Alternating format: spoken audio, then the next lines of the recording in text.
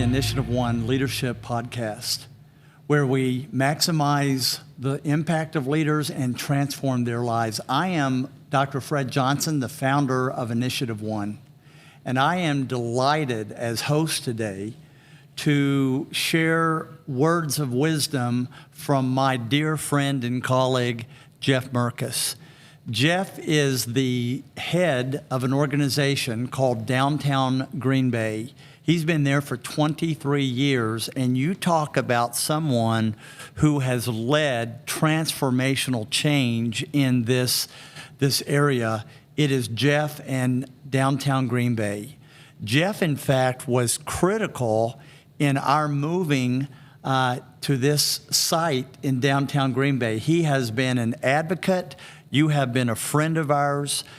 We are not only colleagues, but we're good friends. And it is so good to see you, buddy. Good morning, Fred. So good to be here. What an introduction. Thank you. Well, it is sincere. And you know, I would say 20 years ago, if you would have looked at downtown Green Bay, it was suffering from the results of some pretty poor planning, and the downtown was pretty decimated. And yet today, that's not the story. So as an advocate for downtown Green Bay, what brought you into this role? Because your previous profession was not in anything like what you're doing now. So tell us about that transformation. What brought you into this process? Well, I grew up in banking. My high school job, my college job was in banking. So I automatically kind of migrated toward what I was familiar with.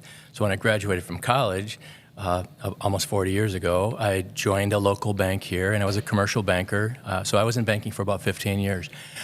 And I always knew I loved leadership. I'm really very proud to say that I was in the very first ever Leadership Green Bay class, an interesting program with the Chamber of Commerce. And that's really where I got connected with the Green Bay business community. And I love people, I love leadership, and I really enjoy business development. But after 15 years of commercial banking, I knew there was something different for me, something else calling me.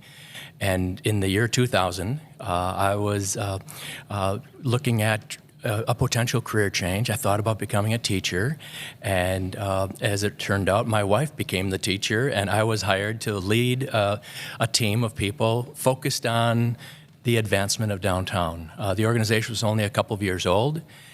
Downtown was in tough shape. There was no plan. There was zero confidence.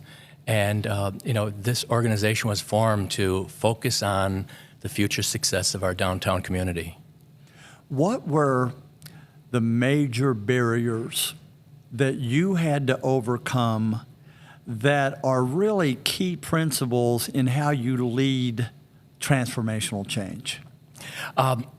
We needed to have some wins. We needed to have some successes. And we also needed to have a team of people dedicated, willing to stick at it and make those wins little incremental changes. And I do remember seeing that the activation of the downtown was one of the things that was non-existent.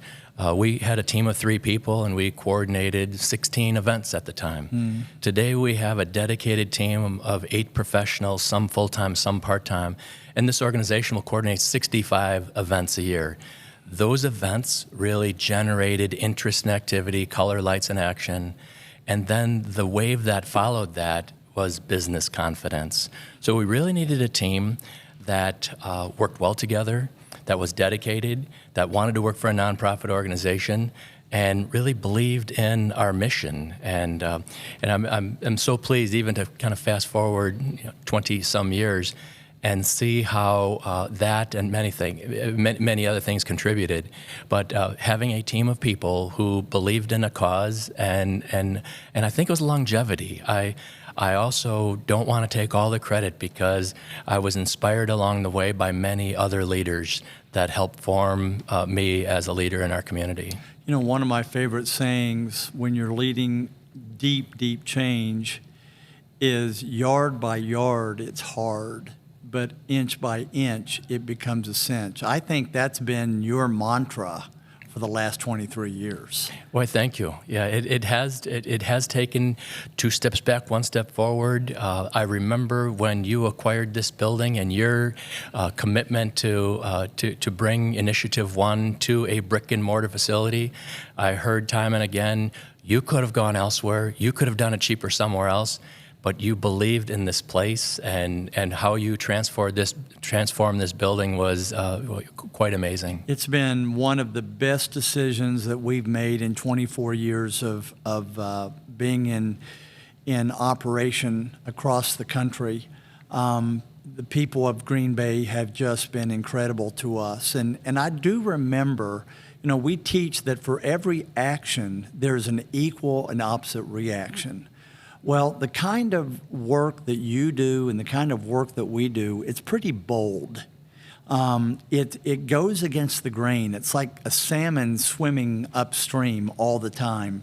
And I remember the number of people who said to me, well, that'll never work. We've never had anything like this. You all, we don't invest in buildings and do the kind of deep investment the way you all have done. And we heard you'll never make it, all of those things. And we had some ways to stay the course when we heard that. I'm sure that you have heard those same messages relentlessly. What has been your key to staying in the race when there were so many critics that there's too much investment in downtown Green Bay, it's a wasted investment, and all of those things? What kept you moving forward?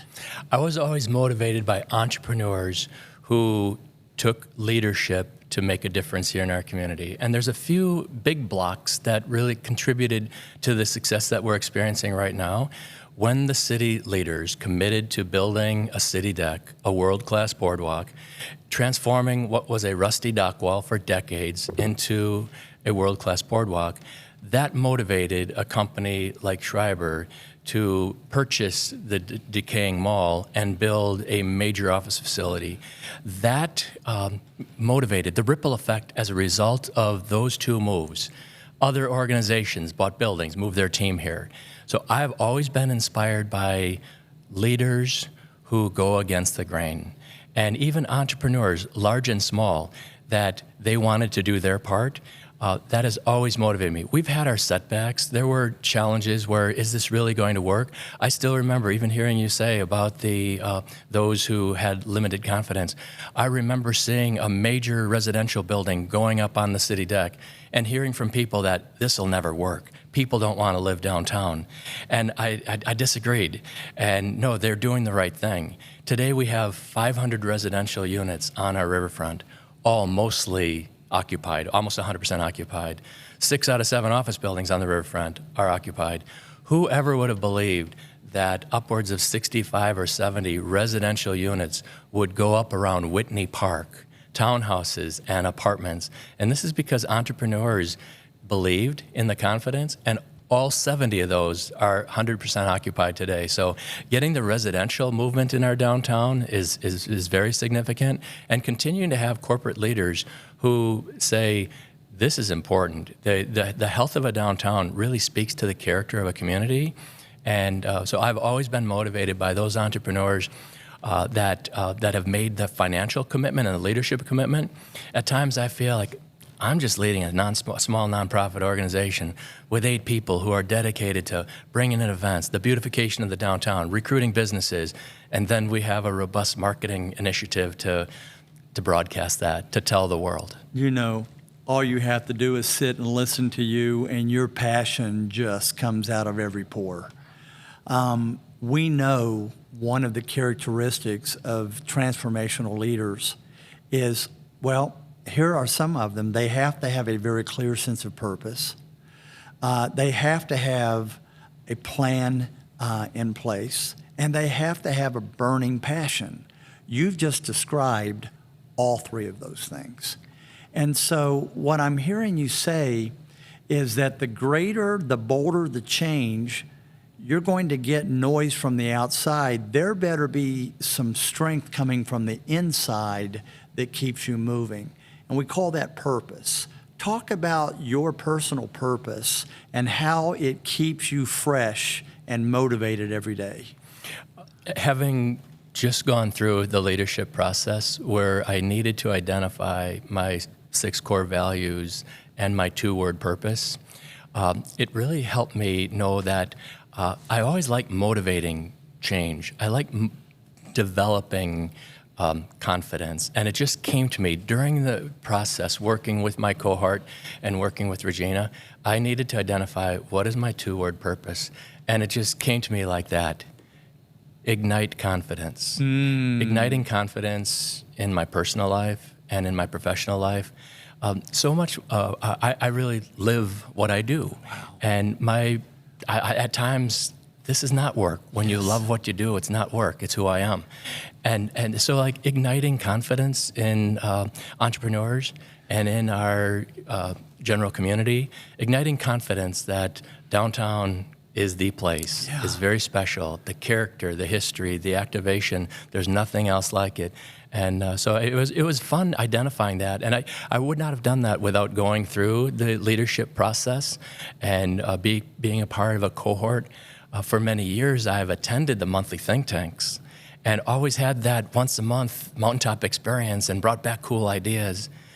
To be in the think tank now and then know that I've just gone through the leadership process, even at a time in my career where, do I need to keep learning how to be a leader?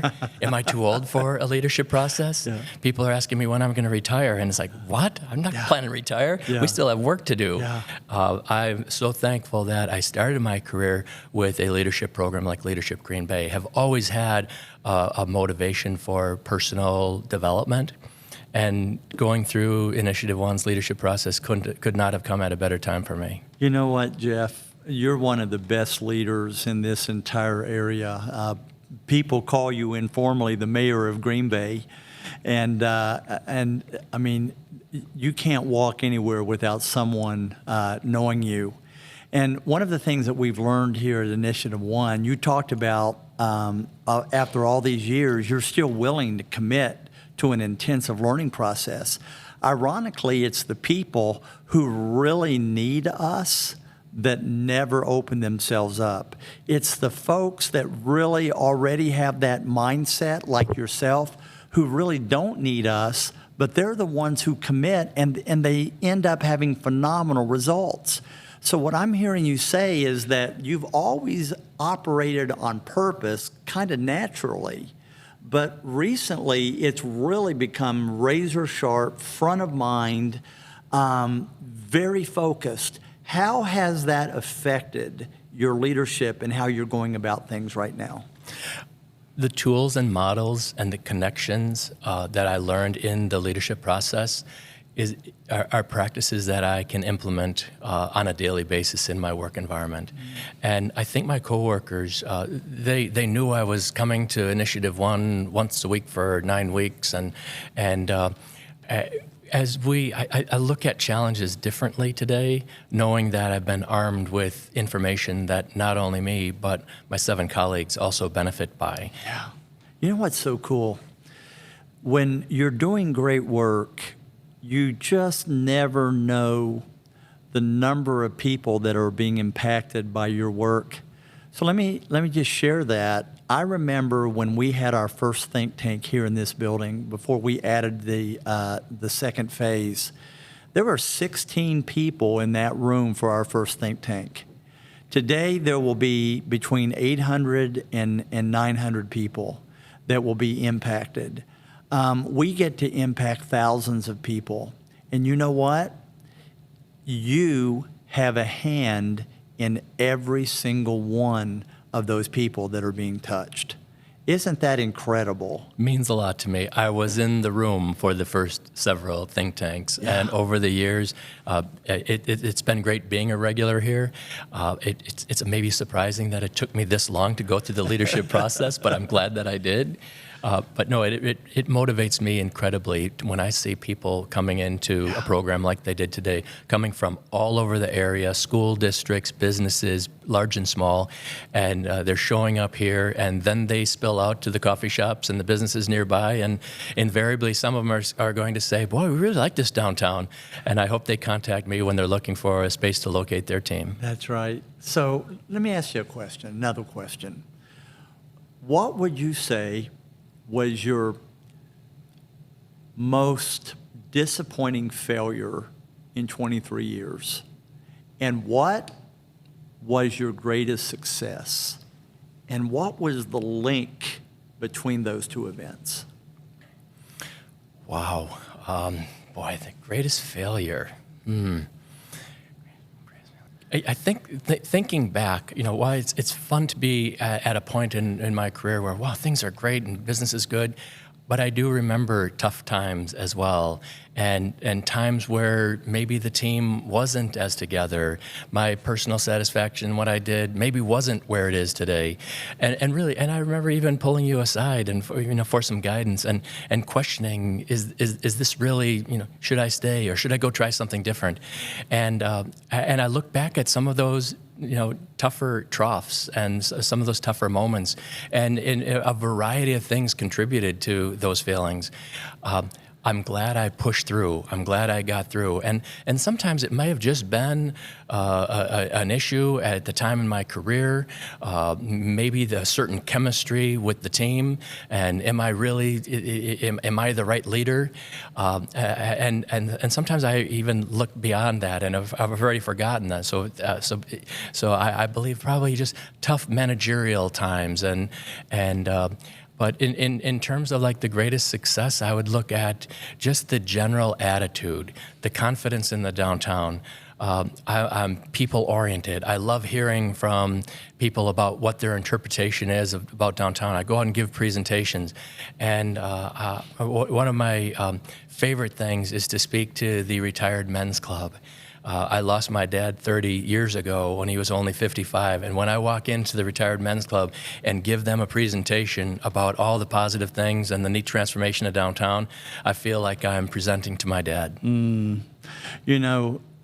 Jeff, ironically, I remember when we moved here from Scottsdale, and I remember the lady who was the head of the council for Scottsdale government said to me, "What are you doing? Green Bay is not anything like Scottsdale." And I said, the challenge that you're not aware of is that Green Bay has as much brand recognition as Scottsdale does. And she kind of huffed about it. Well, the irony is, one of our clients is one of the largest hospital systems in the western United States, based in Scottsdale. And we were contacted by their senior leadership team yesterday that they want to come, instead of us coming out there for our normal work, they want to bring their team here for a week because they want to experience Green Bay, Wisconsin. And isn't it ironic that the folks that were being critical now want to experience the magic that is in this area? I love hearing that. And being an NFL city is something that we are so proud of.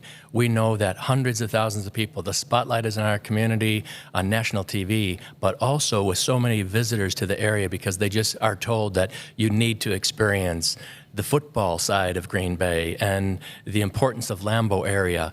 We're only 3.5 miles away from that. So I know that leaders of downtown, my board of directors and my coworkers, there's a certain responsibility that we have. I often remind them, what would happen if we really would have given up on downtown 25 years ago, that there wasn't an initiative to be laser focused on the success in the future? And if you just for a moment imagine that if it would be just desolate, I remember the empty days. I remember the boarded up and the graffiti and the problems. And we want vibrancy. We want success. We want safety. And we have so many entities working together to make that happen.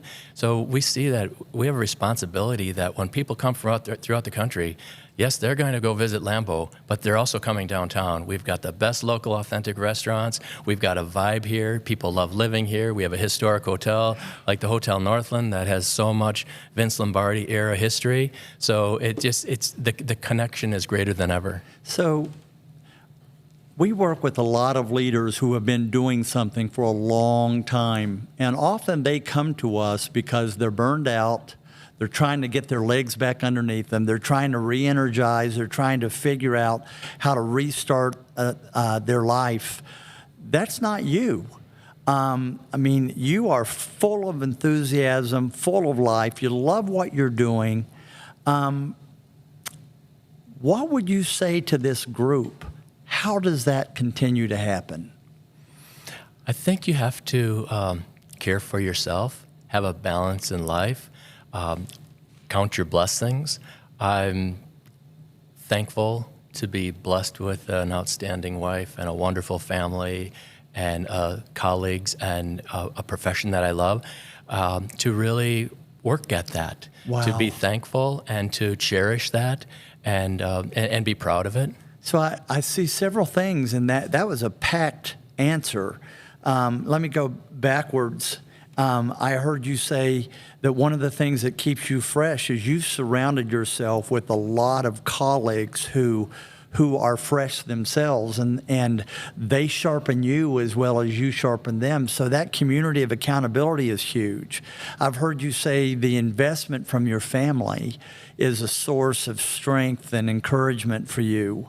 I've also heard you say that you're constantly working on filling your well and feeding yourself so that you can continue to feed others in your role. You've really laid out some of the keys on how to stay fresh as a leader when you're constantly giving and giving. It's pretty remarkable. Thank you. Just today at Think Tank, seeing the two youngest members of my team just embracing what they were hearing, it was actually a flashback when I started in Green Bay. I was 22 years old, fresh out of college, getting involved with the community, getting involved with some nonprofits, I remember going to a motivational talk at the basement of the YMCA. And when I see my coworkers, I remember when I started in business, what was I doing to grow and get involved? And so I'm just so encouraged by seeing my coworkers also fresh in their careers, and I just feel like I want to do whatever I can to continue to nurture that with them. What was the biggest win that you've had that really was the result of the culmination of a lot of momentum that it took years to build? Some of the biggest wins were the building of the city deck, getting that process initiated, changing the mindset that, we're better than this. We looked at other downtowns around the country, seeing transformational properties. I'm a member of the board of the Meyer Theater, and I remember when that corner was pretty shoddy. Yes. And being a part of a campaign to raise the capital, to transform that space and that corner to what it is today. So in some cases, it's specific projects, but I think more than anything else, it's really just the big picture transformation of our downtown and the change in people's attitudes. Well, bringing in someone like Schreiber and seeing the convention centers and some of the major transformational projects that have happened, you've got to feel very satisfied. Absolutely, and motivated to do more. We still have our work cut out, and I feel that I've always been someone who wanted to please others, and even in my profession, pleasing entrepreneurs, that almost ratifying that you and your team, you did the right thing by investing the way you did in InitiativeOne. You were a catalyst to others. What you did here motivated an entity like the Automobile Gallery to also take a former vacant automobile facility and convert it to a unique gem like the Automobile Gallery. One of the marks of excellent leaders is they have the ability to transfer their vision onto others. And I remember seeing this place. It was a shell. It had been vacant for years. It was a shambles. And yet you were able to help me see a vision. That's what great leaders do. They're able to help other people see beyond the reality of the moment to the possibility of the future. And that's why you're such a strong leader. Thank you very much, Fred. And it was fun thinking back of when it was just a concrete floor and rubble and the place did not look very presentable. Now I get to walk developers through your facility and show them this is what they did. And it is just so motivating to see how impressed people are when they walk into the facility here and know that there are many other opportunities like that just blocks away. That's terrific. As we close, Jeff, first of all, it's been a real honor to be able to almost go 360 in sharing how we started and where we are together now. You're constantly bringing leaders through here, and you're talking about the impact. As people are out there watching this and they're considering how or should I get more involved in this organization called InitiativeOne that I'm hearing is doing significant, deep work all over the country, from your experience, what words of wisdom would you share with our listeners? I would encourage people to come to a think tank. It is a very limited commitment. It's free. It's an hour. Come to a think tank. Even if you're not really comfortable in networking, it is such a welcoming crowd. To come to a few think tanks and just experience for yourself. Today's message was just so motivational, good for anyone, young or old. And if people are a few hours away or too many miles away, tap into it virtually. That's another neat way. So I would encourage, coming to Think Tank is the best way to experience what InitiativeOne and their creative staff is all about. You know, people ask us all the time, you all have made about a 7-figure investment to build a facility that could host the size of the think tanks that we're seeing now. And people go, why would you do this and you're not charging for it? It's planting seeds. It's having confidence that once they see the results of what's happening, they're going to want more. And you've been a part of that story, and we're so thankful for you. Any other last words that you would say to me and to our viewers? Well, I would just say thank you for your commitment, the way you support our organization. I couldn't do what I do without support and confidence, and so I just like to thank you and your team. I've gained so much. Part of it, when you experience something really cool, you want others to as well. I know there were people in the audience this morning who I invited here, and I know they'll be back because they got so much from it. That's great. Well, you all, I want to say to each of you, thank you so much for taking time to spend with us today. There's a few closing things that I would say. If you have found value in this podcast, we'd ask you to share it to someone that you think would appreciate the kind of level of leadership that you have seen in this discussion today. And also, if you'll take a moment to rate and review this, as it helps other people to become aware of us, and we continue to grow our podcast as well as the rest of our services with our community. Thank you so much, and you have a terrific day. Thank you, Fred.